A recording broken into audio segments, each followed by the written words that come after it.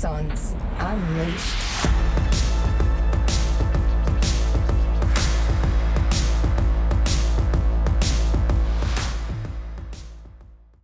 G'day everyone, my name's Robbie and welcome to the next episode of Axons Unleashed. You're listening to Season 2. I'm here with Dan, I'm here with Tamara. We've got a special guest with us today. It's the amazing Jane. She's our Build Support Manager. Hey. Hello. Hey. I'm actually Exciting. so excited to finally have a female on here and just one of the female crew. Never mind, we're not good enough RT. We'll just keep on moving along. You know what? Club. I have lived in a boys' club in Axon for quite a while, and we are now fighting back. We've got quite a few of the females in the business, and I'm so proud because, we have absolute superstar females in our business. We must be close to a 50-50 split now. We're pretty close. Yep. We're pretty close. We're getting there. It We'll makes take me over soon. It makes me so proud to see like that really, really favourable split that's going on there as well. But also the fact that it's not just like Robbie or Dan or Tamara that's driving things. It's a lot of the time it's the other female team members that are really starting to drive initiatives forward within the organisation. So it makes me super stoked to see that. Well, it certainly is the case when you give someone a whole capability to manage by herself. Yeah. So Jane, welcome buddy. How are you? Thank you. I'm great. It's exciting to be here. Yeah, you joined us about 3 or 4 months ago for one of our live Q&As, Yep, a little which you're while ago now. extremely nervous to do beforehand, and then you got off afterwards. You're like, that was fucking awesome. I was do it again. Yeah, I think I was on a high for like 2 hours afterwards, and Yeah. my husband's like, "When are you going to go to bed?" I'm like, "Oh, Never. I want this to keep going forever. So just as a quick little heads up, even though we do have 9 veterans working in the business at the moment with the 14 team members, you don't have a military background, I do you? do not at all. No, Yeah. I'm one of the very few in the business that One do of me. not have that. Yeah, I'm Civilian. I'm You're with, normal. I'm with Tammy. Yeah. Well, you Yeah. didn't until you got posted to Axon. Well, this is true, and like I think I've heard Tamara say a couple of times, like I definitely feel like I know more about the military and things like that than what most civilians may do, and even just the lingo and stuff like that. Like we've that got glossary is in full force. yeah, all the with- acronyms and Even sometimes I'll be looking at it. There was one the other day. I'm like, I can't even. there's so many of them. Yeah, working. I can't even help you. WAF. No. Yeah, With effect. WEF. WEF. Oh yeah, with effect from. Yeah, obviously. Yeah. Like, Obviously. Stab in the dark. Let's I just figure it out. sat there for a moment looking, going, what is that again? What is that again? And then Robbie goes, oh yeah, what with effect from? Yeah. Hey, so tell many. us a bit about your background, because the one thing I love about talking to you is that you do have context. You've worked in the property space. You've worked for other businesses similar to ours. You've worked for builders before. Yeah. So your industry knowledge is, second to none from that sort of perspective. And therefore you get to work with our defence clients. They're highly organised. They're very motivated. They're great communicators. They've got a plan in place and they love being coached. So I guess before we sort of start telling everyone the story about how you discovered Axon, just give us a quick little rundown about who are you? What's your background? How does it all work? Yeah, so I guess before my career in, I guess, construction and real estate, I was a hospitality whore. When I say that, it doesn't mean I was a whore. It just means that I would have a hospitality background. I loved it. Loved the customer service side of things.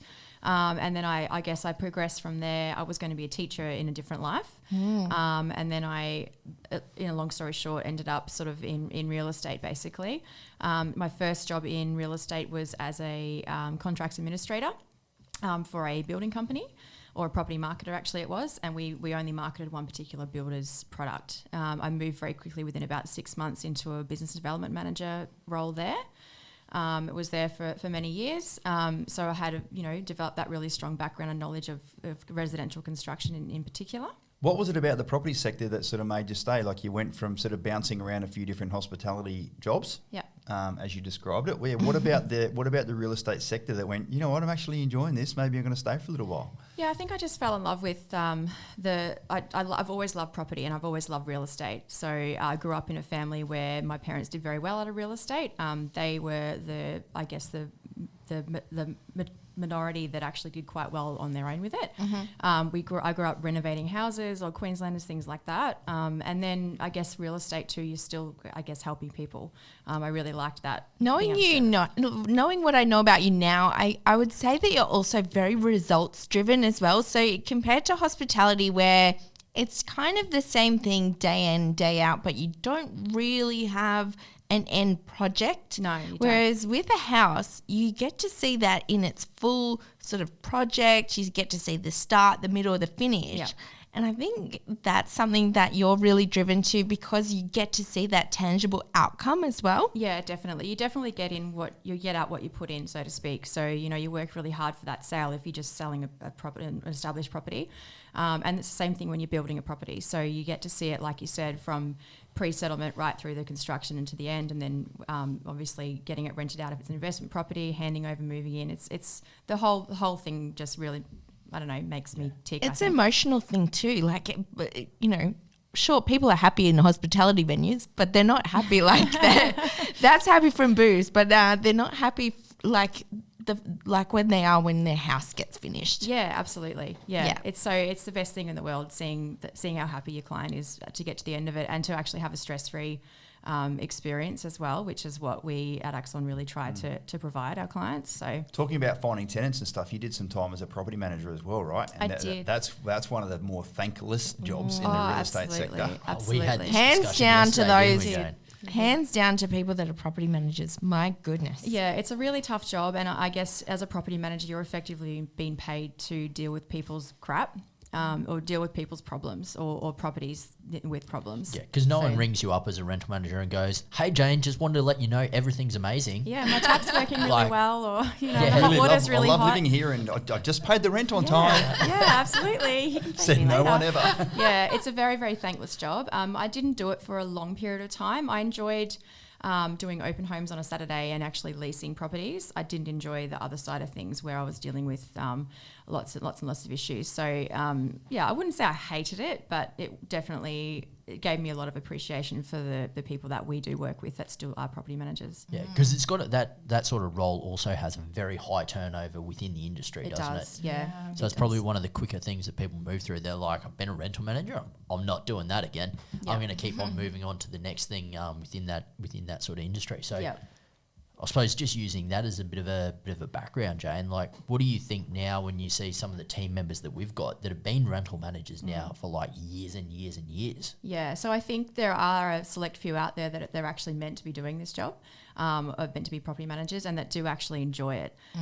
They have the knowledge, they have the experience, even the legislation is always changing. So the ones that we work with, thankfully, are excellent, and we actually are lucky enough to be able to have a select few that work with our clients. We don't just have sort of anyone. We've actually sort of handpicked a few partners that we sort of work with. One thing I've really noticed is that when you give them a call and go, hey, X, Y, Z is going on, I need you to now step in and solve this problem for you. They're like, sweet, man, no worries. Yeah. Like, send me the details. Yeah. Like they don't shy away from it. They're not like, oh, fucking here we go again, Not at all. for it. So Yeah. it's a really, really neat thing.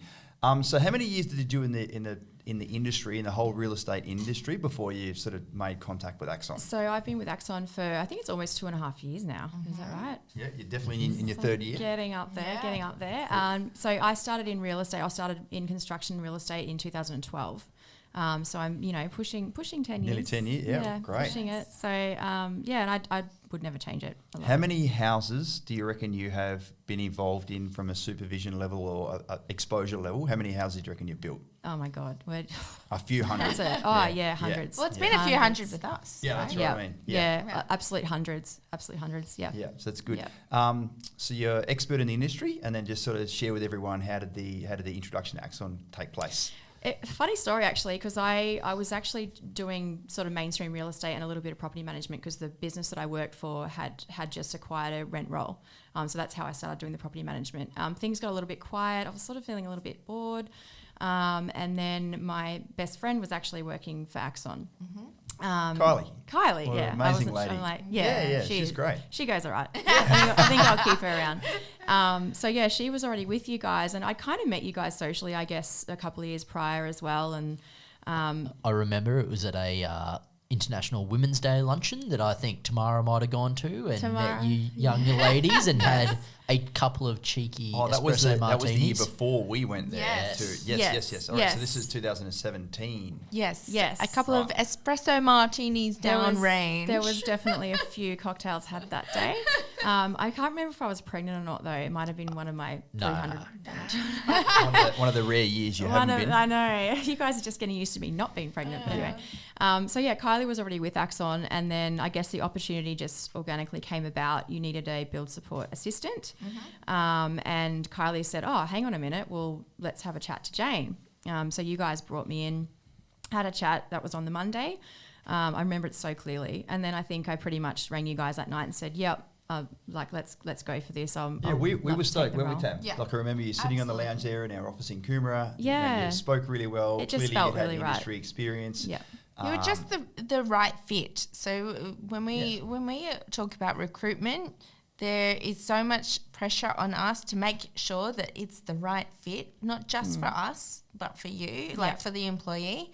And it just really felt like the right fit. And as we've seen on many occasions now, Dan, if we've got someone that gets introduced to us for the potential for them to come and work here, if they've come from a recommendation or they've come from that sort of personal circle, it generally works out a whole lot better. Yeah. Because generally people don't go ahead and say, hey, here's one of these people that I'm now going to put my name to. Exactly. And say, I'm going to put my reputation on the line unless you know it's highly likely going to work out. So it puts you like streets ahead of other people.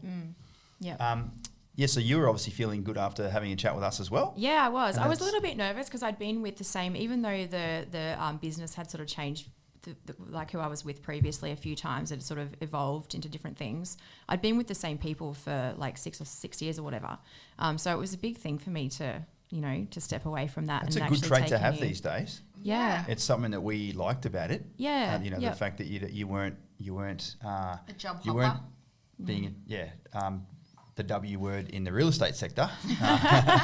You'd actually sort of found your crew there, and you're relatively happy. Yeah, I was very settled. everything changes, I suppose, and then Yeah. you're looking for the next challenge in your life. I think I just saw the opportunity and like you said, the challenge. And it was something that I was already experienced in. I obviously had the industry knowledge, but it was definitely a fairly newish kind of role as such. I knew how to do it because of my previous experience, but it was a small team. Everything just really appealed to me. So I jumped ship pretty quickly. And noting that you'd worked with other or been exposed to other businesses similar to ours, Absolutely. you would agree the majority of them don't have that dedicated build support They do not. project management function, do they? No, they do not. So that would have been a bit foreign to you. Yeah, look, it was. I guess as someone that worked as a marketer or BDM basically for a building company, that's basically, I guess, what I did. We did that internally in the building company, not the marketer. So the marketer didn't do the build support. It was an internal builder sort of project function. management role. Yeah, absolutely. But even still, that builder did not have a specific build support team. Yeah. It was kind of run by the office admin person. And it might have been hard to grasp at the time, but when we were sitting down telling you that, look, 99% of our clients are all in the military or veterans, so I guess they're cut from a different cloth. Yeah. Knowing what you know now, what would you say to Jane, about the clients and the interactions that you have now, based on your previous experiences when you're just sort of dealing with civvies that perhaps weren't coached and didn't have a plan and didn't have a team around them? They were just like, Barry and Karen fucking trying to bloody build and The whole Bazza and Barry Bazza. and Karen. So because you love working with our defence clients now, I as do. someone who doesn't have a defence background, but Yeah. just sort of to understand the business concept that we were trying to put forward there, that we're a bit different. Absolutely, you are very different, and that's something that really I just love working for Axon. I just love having that, and the clients are amazing. When I first started with you guys, we actually did briefly for a short time help another marketing group do their build support. So I was doing that external thing as well for Axon. And the difference between their clients and Axon clients is just chalk and cheese. Yep. To the point where we ended up saying, righto, this is like these clients are way too difficult to deal with. Yeah. Because they didn't go through the coaching and the education that our guys do. They were literally thrown into properties, and then they had all the questions after the fact. Yep. Whereas I know that with the guys, with our property specialists, with the coaches, they go into so much detail on that front end. They go into all the risk, all the research, all the location. They don't have any questions by the time they get to you. No, that's exactly right. Yeah. And that's why I think the builders and the suppliers that we work with as well really love Axon clients, because they come basically on a silver platter, just amazing, so easy to deal with, just knowledgeable. They know what they're getting themselves into. And I know other businesses similar to ours.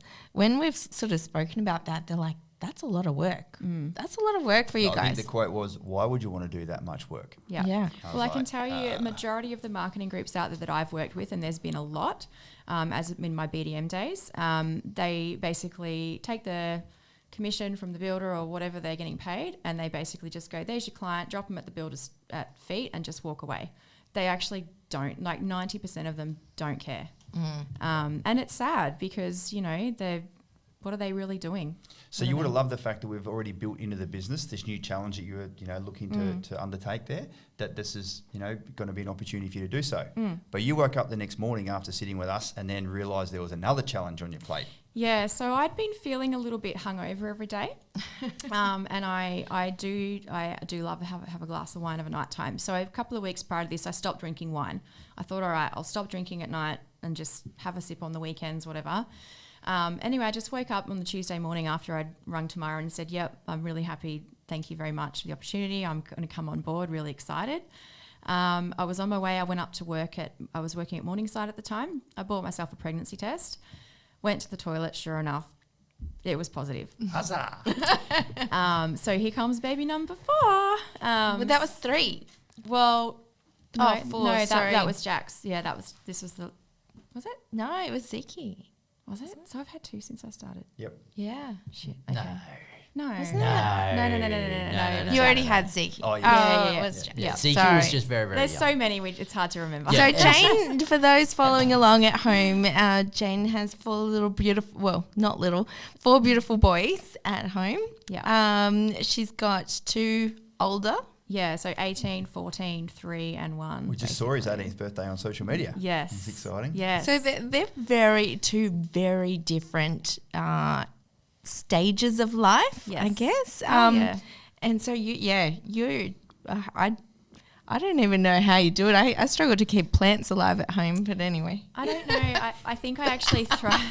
Robbie's laughing, but it's probably true. It is. So You've there's got no probably dogs. about it. You've got dogs. You've kept your dogs alive. That's They're- true. So Yeah, how, that's did, true. how They did get that make dog you sitters. feel that you're like, oh shit, I now have I- to call Tamara back and go, hey. I felt like absolute shit because I'd just taken this job. I was, ready for it.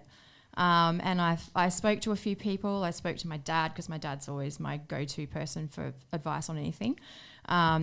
I couldn't believe the number of people that said to me, well, you legally don't have to tell them. Like, I was only probably just fairly recently pregnant. And yeah, quite a few people said to me, yeah, I don't know, like you don't really have to tell them. Why don't you just start? And I was like, oh, it just didn't sit right with me. And that's so true to your nature as well. Like Yeah. you're a pretty forthcoming and honest person anyway. Yeah. And yeah, I can't imagine you holding on to that like with the integrity that you do have. No, I couldn't. And so I think I rang you straight away and I was like, look, I don't know if this changes things. You may not want me now. I get if this is going to be too much for you to take on, but I'm pregnant. and what did you think, Tammy, when that phone call came and Jane's like, hey, I know we've just done this, but I'm You know pregnant. what? I thought, well, that's bloody annoying. But There's transparency. you But- actually thanked me for telling you. I was absolutely, and what it showed me was your integrity straight up, your honesty, your personality shone through in that moment because you're right. You could have hidden that from us. You could have sprung it on us later. And whilst it would never have changed my decision, it did reinforce to me that we had made the right call because of who it showed was your true character and your true personality behind when I'd only just met you. Yeah. Yeah. Well, we'd already talked about the values of the company too. So one of those being open and honest communication. And I think, if you guys obviously live by that as well, because like you could have made a business decision then and said, oh, look, you wouldn't have. No. But, it was a hard conversation. It was definitely, Yeah. I was definitely scared. No. I remember you coming to me tomorrow. She's like, you wouldn't bloody believe it, but Jane's pregnant. I was like, oh, she's champion. Like Yeah. I think let's ride that storm. Let's play the long game here. And let's give her a chance. Clearly she's going to have a few months still to come and get her feet under the desk and let's because just see this how it was pans out. you were saying like you're not even really telling anyone yet. It's so early. This is just found out. Yep. You were still not even in. You were still not in the safe sort of zone. No. That kind of thing. So yeah, like You huge- absolutely didn't need to go out and tell anyone no, at that point in time. not but, at all. but I mean, at the same time, Jane, like this wasn't your first rodeo. You weren't a first-time mum that was going through this process, and you were probably like, okay, I'm doing this again. Yeah, I was a little bit like, oh shit, 4 boys, like four kids. This was going to be scary. Everyone's like, do you want to have a girl? I'm like, no, not really. You already knew I what know to what to expect do with with boys. I know, Exactly. I know. But yeah, it was a little bit, it was an interesting time. And luckily you guys accepted me, and I came in, and I think we just hit it off, and You had it's come all in worked out. as our build support assistant then. Yes, and we that was the kind of plan. had a rocky kind of first week or so. Was it probably a couple of first weeks where the other lady that we had in the role, Not Kylie. No. we're having a couple of performance issues. Let's just say that. And it quickly became apparent that she was on the way out and you were on the way up. Well, I think she actually ended up being on the way out before I even started. So I Right. walked in, and I don't know if you remember, but Tammy, you had to do quite a bit of work in preparation just before because I obviously had to give notice that's where right. I was. So there was a couple of weeks there where you were actually pretty much running build support. That's true. I remember I was Yeah. actually trying to do a handover and there was no notes, and she'd come up with her own coding system in an Excel spreadsheet. Oh, God. And it had her. I was like, "What does this code mean? Oh, that means that, and that means that." And I'm like, "Where's the key for all these codes?" Yeah. Oh, I just know them. It There was our first lesson to go, you must use the systems provided. Absolutely. Yeah, we Can't have use an your own back amazing channel stuff. CRM, and there was nothing put in it. There was no Nothing. notes. There was nothing, and I was there going, Yeah. "Holy shit! I've really taken my eye off the ball here." Yeah. It just as one of our team members is not following our procedure, is not doing the things that we've asked, and this is the mess that's left for us because I haven't kept my eye on things, and we didn't know what we didn't know, and we've grown so much since then, and we utilize our CRM so much more than we ever did back then. We do, yeah. Especially in your role, like how much do we use Active Campaign now? Oh, That's it's the crazy. CRM. I'm It's such your a whole note world, Nazi. isn't it? Absolutely, yeah. It's always open. Like even when I'm at home and not working, it's open. It's just such a big part of our business. And if we didn't have it, like people think that we must just be absolute geniuses because we can track everything so closely. But honestly, if we didn't have that system, and like I'm always on to, especially the boys in the office, put your bloody notes in. Because That's a sneaky little jab at me, by the Yeah, way, yeah, ladies and gentlemen. definitely I fully disclose that I'm probably the worst note taker in the entire business. Do you even know how to get into Active Campaign? Sorry, boss. Oh. I know exactly where everyone is sitting. I'll Hey, bet you so do. we identified that you were going to sort of move up through the ranks, quite quickly, and yeah. Yeah. how we, sort of fast forward maybe a year into working with Axon, and then sort of the business, more people started to come in, Yeah. and we started to grow and get more and more traction, and Yeah. all that stuff that we went through during season one, you were very, very much a part of. Yeah. How were you sort of feeling that the business was starting to evolve, and the builders we were using and the relationships we were having with all of our external providers? Yeah. Tell us about that. Well, it's been exciting to watch it grow because, like you said, when I first started, I think there was maybe 5 or 6 of us in the business, and I've seen a couple of people come and go, but the key players are still very much here. So, we've grown to now having 14, 15 people, and it's just so exciting to have been part of that. I'd say because everyone, and when you talk about that solid sort of group that has excelled through, they're all really high performers, and Yeah. you included. Massively. Very high performance team, and so if you don't step up, if you don't keep up, Yeah. you fall away on the wayside pretty quickly. Yeah. And it's pretty noticeable that you're not stepping up and you're not you're not performing. Contributing. Yeah. That's what it's all about. It stands out pretty quickly if someone's not pulling their weight and not following the processes and not sort of, just. We had a getting nice themselves little in. trial of someone that sat there and played video games on her phone for and I busted her twice. And I was like, We what did. the hell is going Yeah, on here? we But it's kind of bad hires, I guess. Am You I learn allowed a to lot, say though. that? But You learn a lot. You definitely learn from your mistakes. You learn what you don't know. Yeah. Like you don't know what you don't know, especially in business, especially, employing people and managing people, you don't know that people are going to let you down like that until they do.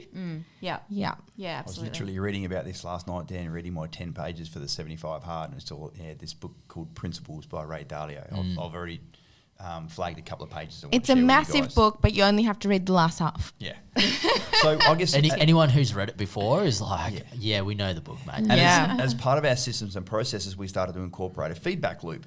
Yeah. Into our clients. How do they go throughout the build? Because I guess when you build a house, it's like pretty much from the time someone makes contact with us on the front end, Dan heading up with the coaching department, all the way through to keys are handed over, tenant being found, depreciation report sought, final crunch of the numbers. That's like a whole year. Yeah. In most instances. Yeah. So as opposed to buying like a $5,000 or even $10,000 handbag. I don't know who the fuck would ever spend that much on a handbag. I was going to say, is there even bags on $10,000, but like that's a transaction, whereas we actually have a system in it. Like you have an experience with us. Yeah, absolutely. So the highs and lows, and when you're buying a $500,000 house as opposed to a $10,000 handbag, like there's a lot more emotions that go into it. There's a lot more things that can go wrong. Absolutely. When did you start to feel that Axon was actually doing things differently? It's just purely based on the initial feedback we were getting from clients. Pretty much straight away.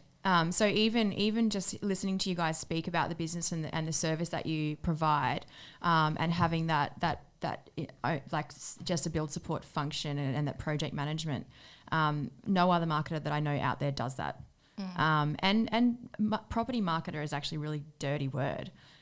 It's a bit like negative gearing, like it's body corporate. There's Body negative corporate. connotations attached. There's negative connotations. It doesn't to make you hearing. think of the positivity like straight away. It's not positive. Yeah. Yeah. So so pretty much straight away.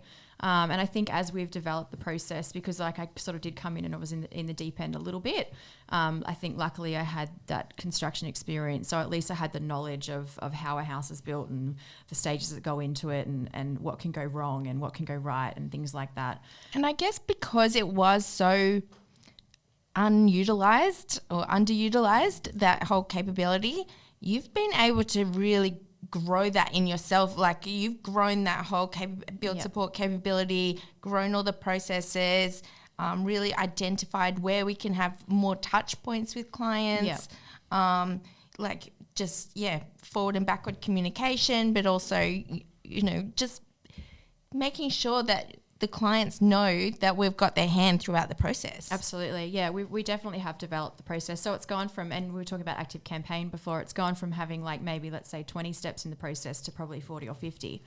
Because that's just in your lane. Yeah, that's There's just in 30 my or lane. 40 in our lane in the coaching stuff Yeah, as well. that's right. That's right. And So- I'd say that's generous, saying there was 20 in the beginning, because there was probably I was thinking more like single digits. 5. let's say that the process wasn't as good when I started. I'm just going to go with that.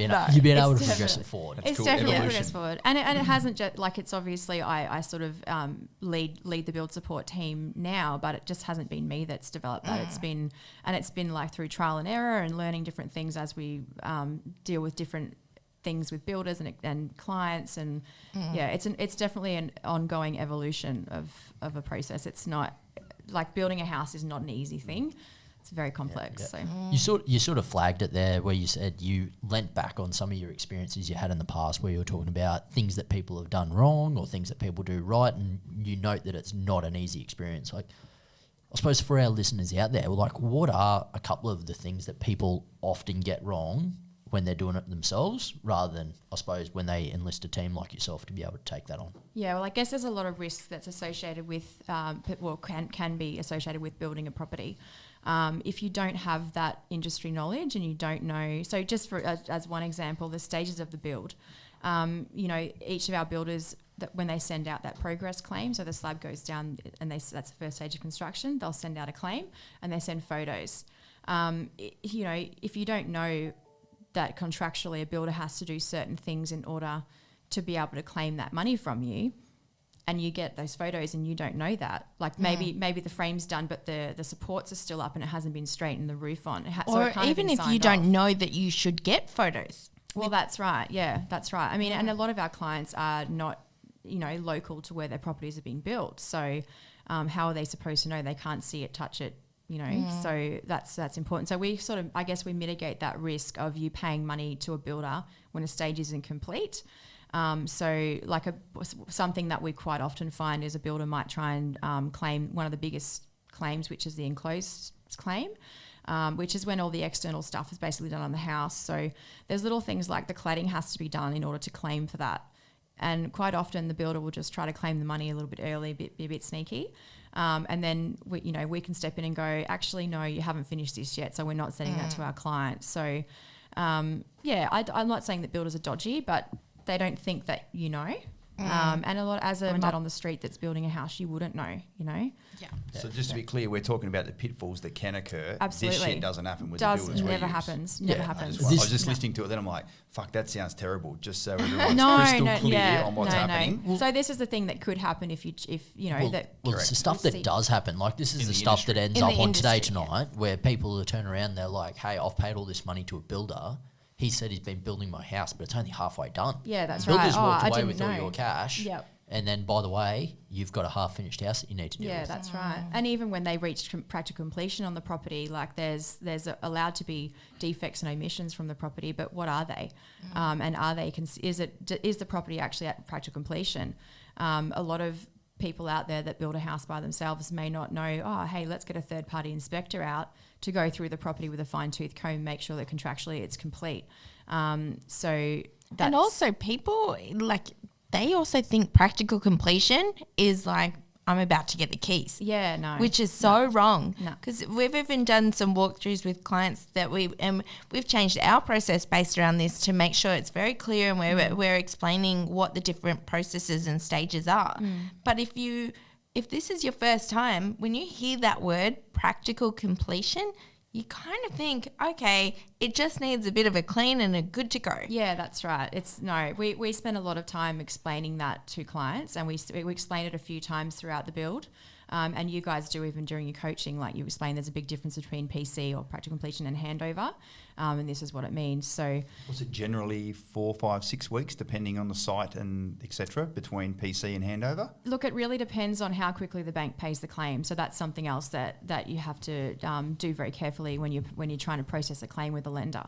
If it's not processed properly, it just sits in bank land and nothing happens. So that can delay the process. So basically it reaches PC. We as Axon clients will organise a third-party inspector, which is completely impartial to the builder. They go out and they'll do a list of defects that might be there. It's normally about 2 weeks between then and the payment getting processed. So the builder won't hand over the keys until they've got that final payment. Fair enough. And in that time between PC and handover, normally a couple of weeks, that's when the defects are fixed up and rectified. So once we get to handover and we've got ready to start finding tenants, it's like schmicko, ready to go. Now, one of the things I want to inject here in full disclosure is the great man Jeffrey. He's your husband. He is. He's a site supervisor for one of the builders that we use. He is. And I know for fact Danny's built one of your houses, and dozens of other houses for our clients. So I guess one of the things that we love about our builders is that it's not like, all right, yeah, Jono, the site supervisor, goes, righto, the house is finished. I'll just let the third-party building inspector go nuts. And there's 50, 60, 70 bloody defects wrong with the house. That will obviously dent our client's level of satisfaction that the property's been done properly. Yeah. I love it the way that Jeffrey does it, where he goes out there and does his own independent building inspection. Yeah. And then so they internally do their own sort of QA check. Then holds all his trades to account and goes, oi, buffhead, you get out there and fix that. Yep. Exactly. Noting, of course, that he's not a qualified building inspector, but as a guy who's built, probably a couple of thousand houses by now. So the builder's like, we've done as good a job as what we think. Now we're ready for a qualified inspector with a third set of eyes to go out there. Yep. And like just on average, for instance, for the building firm that Jeff works with, from what I've seen anyway, the first building inspection that gets done is like 15, 10, Maybe 5. not even. Yeah, like there's bugger all defects And on there. sometimes they can be like a paint defect, like a small little paint thing, or the defects can obviously change. It's all human.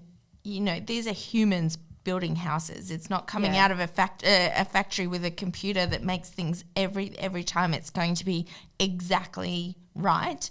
And that's why we do have these inspections. Yeah. But there's a very big difference between having, 50 tiny paint defects or having one massive structural defect as well. Well, a structural defect wouldn't be a defect. It would be this house is not ready for PC. So there always will be little items, but the builders that we work with, we've got such a great process with, and like you said, Robbie, they do their own quality assurance walkthrough first, and everything's fixed up prior to the third-party inspector going out.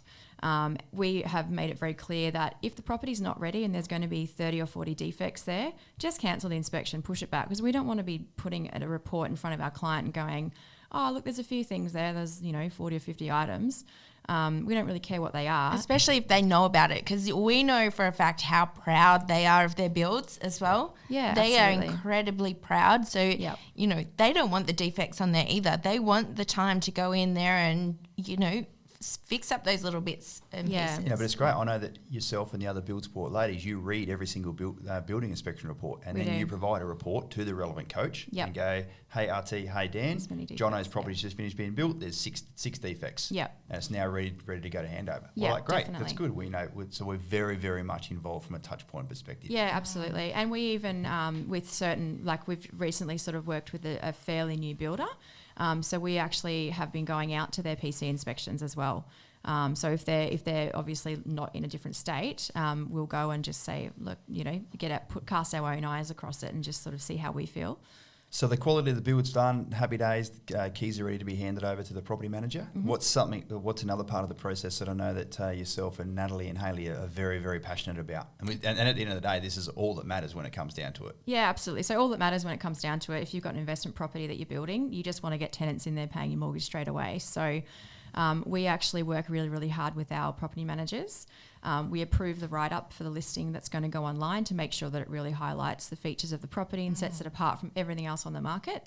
And then we actually will work with them. Our guy will go out and get initial photographs of the property pre-handover, and we try to get it listed for rent about a week or two. Normally about a week is the good number. We find if it's up there for too long, it can go stale on the market. But we get things listed for rent early so that the day we get to handover, the keys are given to the property manager. We can hopefully have an open home, and we have anyone that's shown interest in the property prior to that date can turn up and inspect and then put an application in. I love it that you girls, a lot of the times in these brand new estates, the road's not even listed on Google Maps. No. So on the ad, whether you got the 12, 13, 14 photos, not the professional photos, the indicative photos, you provide little maps so people can navigate their way there, and then you also provide the floor plan. Yeah. Most other people don't think the floor plan is bloody important. So We love a good floor plan. So I guess I really love it how you ladies have taken the way that we portray the properties to prospective tenants based on our knowledge of what needs to be done and the levels of professionalism that people expect. That's why we had about 100 properties or so come to market in the last 12 months. What's the average days from key handover to tenant being found? It's probably under a week, to be honest. Now we can I'll disclaimer that by saying we can never obviously guarantee it, but we do, like you said, we put a lot of pressure on ourselves, and we actually have massive celebrations when we actually find. I had one just last week that rented the same day of handover. So good. So it can happen. It's all about just picking the right time to list it, and so there's actually a bit of science and analysis and professionalism and communication skills that go into making all this shit happen. Absolutely. Yeah, getting that listing written up. It's not an afterthought. It's not happening after, okay, we've got to list it today and let's think of the write-up. That sort of stuff has planning behind it. You guys have done some competitor analysis about what else is getting rented in the area. You've got a price point. You've got some risk mitigation strategies happening. And you're getting it done. Exactly. You even get the prospective tenant list. Say there's been 5 people put an application in. Our rental management company go and do their due diligence, and they go, right, these are the 2 that we would recommend. We then go through that 2. We choose the one we prefer, that we would do, and then we provide a recommendation to our owners. Yeah, so we'll get a full rundown of what the applicant looks like. So how many people in the family, whether they've got 3 cats, 2 dogs, like a snake, a monkey, whatever. True story. True story. What? Someone's got a monkey and a snake. How good would that be to have a monkey? Tomorrow's got one. That's a sight. So his name's Robbie Turner. Yep. Yeah, so I guess we vet those applications. So, and then at the moment too, there's not a lot on the market in most areas that we have properties in or all. So and tenants that are out there that are applying for properties are applying for more than one at a time. They're going out to opens on the weekend and just applying for everything because they're like, shit, we need to get a house like quickly. So what that's done is obviously push the rental prices up considerably in a lot of areas. But we'll then, as soon as we see that email come through, the girls and I will be like laying in bed at 6:30 in the morning and our guys emailing the client, the landlord saying, here's your applications. Because We'll be they've ringing already him. applied for other ones, right? So the property managers are able to go, hey, you missed out on that one, but I've got another one listed, like listing or coming up. Yeah. When people apply for like 5 or 6 properties, like the hunt is on. Like Yeah, absolutely. they're And that's out what's there seeking happening. it out. That's what's happening right now. So we'll ring the owner straight away and say, look, we've seen these good applications come in. This is what we think the best one is, or you take your pick, but don't waste time. Pick up the phone and ring him now. Ring the property manager and say, yep, we're going to go with this one. Because chances are, and we see it quite regularly, is you're going to miss out. Yeah. It's so critical that, you know, people can have the perfect education experience. They get coached properly. They learn the process and the risks involved. They choose the perfect location. You an amazing build support experience with you.